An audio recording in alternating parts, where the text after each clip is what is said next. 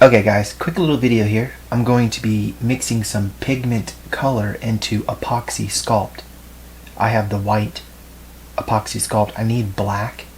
It says you can mix pigments, stuff into it. I was wanting to test this with acrylic paint too, but I don't have any on me. So I'm going to be mixing this charcoal pencil into that to try to achieve black. This clay actually comes in 12 different vibrant colors, including black. But I bought white, so it says I can mix pigments into it, so I'm going to do that to create new color. This is also a piece of sandpaper. It's 600 grit. I want the pigments to be super small so it can atomize and mix evenly. I got some gloves so I can mix all this stuff up. What I'm trying to achieve here is I'm trying to make two tiny black eyeballs for my elephant project. And some of you are probably wondering, why not just use polymer clay for these small hard pieces that I'm using instead of using this Apoxie Sculpt?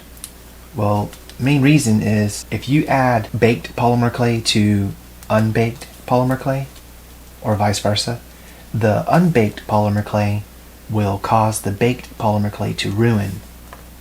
And I don't like to bake in stages, so whenever you bake anything that's polymer clay, you have to continuously bake it every time you add clay to it. The way I do it, I just build the whole sculpture and add that, I bake it one time. It's not that it's better, it's just how I do it.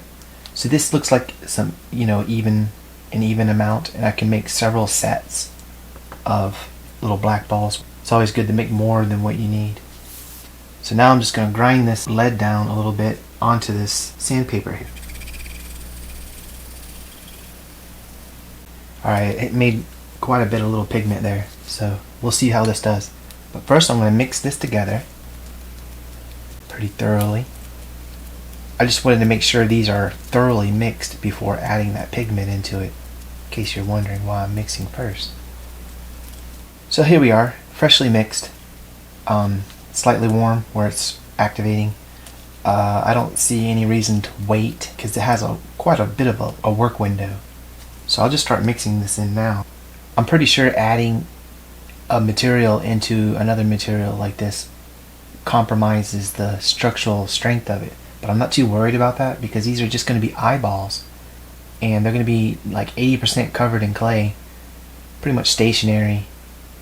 So strength is not an issue. Okay, I went from white to like this. Looks like a gray. So I'm going to just add some more and see if I can't darken it up more.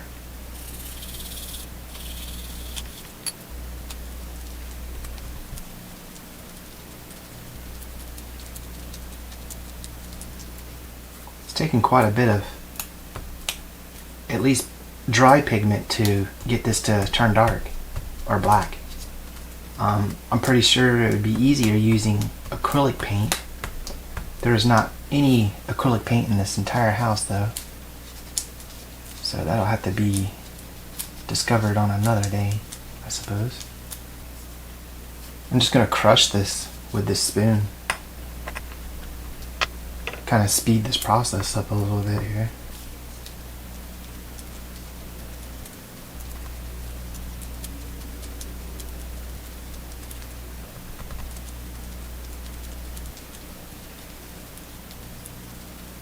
Okay, is that black? No, it's not black. It's a dark gray. Or it's an odd color. I know it's going to have a shine to it because graphite is shiny. Okay, this seems like quite a bit of pigment to be adding. But it's darkening up. It is darkening up. Okay, this looks pretty good. That's pretty good. It's not like jet black, but it's dark. So, I could work with this. If I need to paint them a little bit, I can paint them once it's completely done. Now I'm going to try to make even balls here. I need to get a polymer clay block for even consistency when rolling these things. It would help. Okay, this is rolled out. I'm just going to cut some pieces here. I'll do 4 of what I think is the same size, and then 4 more, a little bit more clay of what I think is the same size, so I can try for different size eyeballs. And just take and roll them up like this. Those look pretty good. See, now what I'll do is I'll get these rolled really nice and round, and then I'll pick 2 that match the best. That's why I like to do several of each. Here's the smaller ones.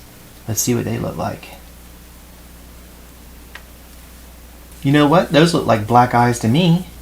They even got like a sheen to them. I don't know if that'll stay or not. That's obviously the graphite reflecting. So here's the little ones. One thing I can do is, since I've been using this as a guide, just kind of like hold them up there. I want to go with the bigger one. So for the next little bit of time or whatever, I'll just keep finessing these and try to make them round. For the little bit that I have left over, I'm rolling this out and trying to make something out of it. That way it's not wasted. Try to cut it in half.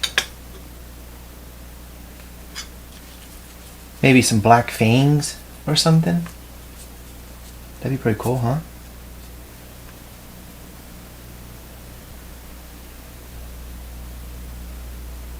I don't know about you, but those could be some spider fangs. Yeah. So there you have it. Those are some beady little black elephant eyes just waiting to happen. I gotta wait for them to dry, and I'll put these in my elephant sculpture. That's pretty much it for this video, guys. Thank you for checking it out. Till next time, see you here again soon.